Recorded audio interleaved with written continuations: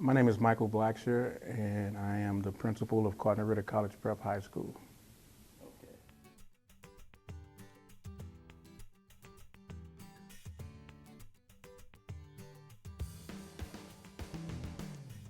No. And what I feel should happen in most educational settings is that the administrators, the faculty, staff, stakeholders, and even students should assist in building a culture where students are both responsible for themselves and responsible to one another.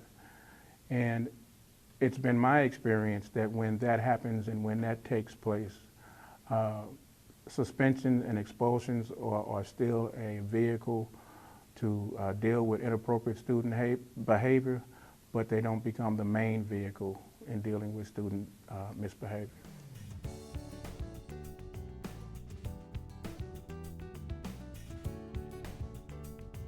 Again, I go back to the school culture and the school environment.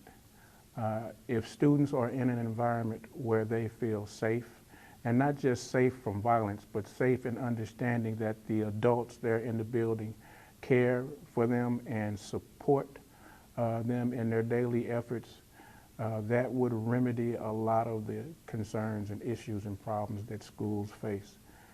Many schools are too large, and what I mean by that, they have a student population that basically falls into a paradigm of a factory.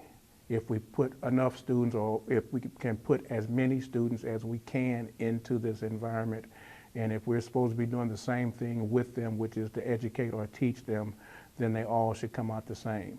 Well, that sort of premise and that sort of philosophy really doesn't work with students. Smaller communities, and school communities of about 400, maybe 500 at the max, I think allow the faculty and staff to get to know the students individually and help in creating an environment that's conducive for learning and also helping students to develop the responsible discipline that they need.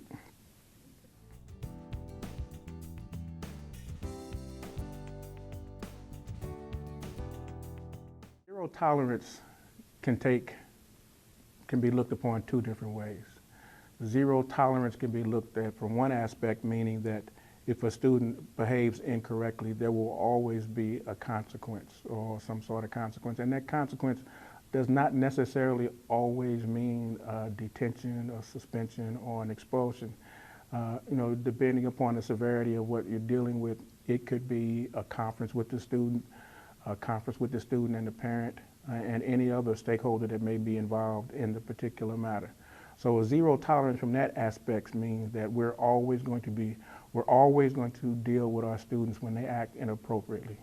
The other aspect of zero tolerance means that if a student engages in a particular behavior that regardless of the parameters or the situations that may have led into them making that inappropriate choice, they will be given the maximum of whatever the school's discipline code or discipline history or the student's discipline history requires. So when you talk about zero tolerance, there's two different ways of looking at it.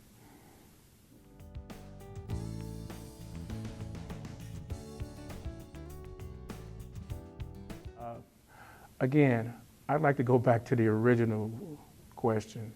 And again, are we putting the cart before the horse? Should we as a school, as a society, be looking at how do we create cultures and environments where students function and function well, and they develop the discipline and responsibility and skills that we need? So if we invest time in doing that, then there's no need for in-school suspension. In-school suspension really is a byproduct of public schools really trying to maintain their ADA. ADA is average daily attendance, and average daily attendance is what drives public schools getting funding. If students don't show up at school, if they're not present, then that reduces their state funding. Well, in-school suspension is a byproduct of that, where a student is quote unquote removed from the regular classroom, but he or she are still there at school. Therefore, if the school, public school, still gets the money or the funding from the state for that student's attendance.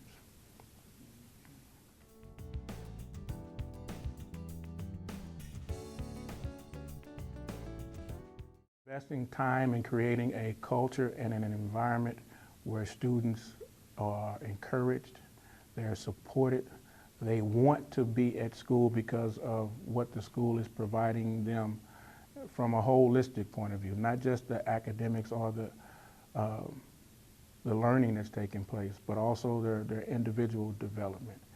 And it's been my experience where I've worked in schools, when that's not present, then you have to resort to out-of-school suspension, in-school suspension, and expulsion as primary ways of dealing with student inappropriate behavior.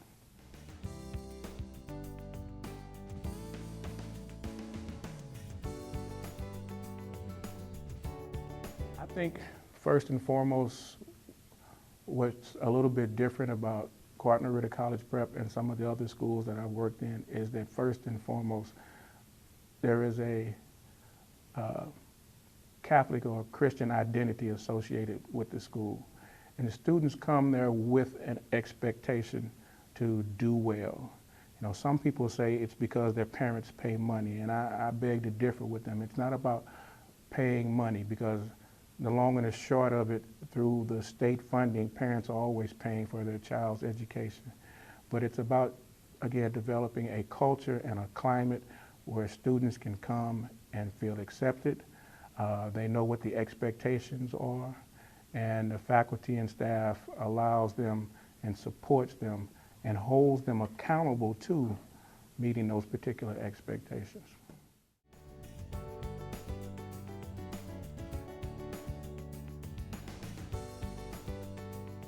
First, what you have to do is make it known to them, and again, educate them.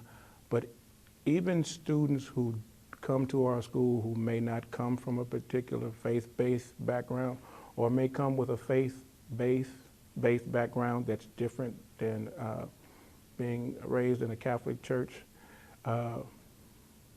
we all grow up with a sense of right or wrong, and it ties very neatly to the morals and the doctrine of the church.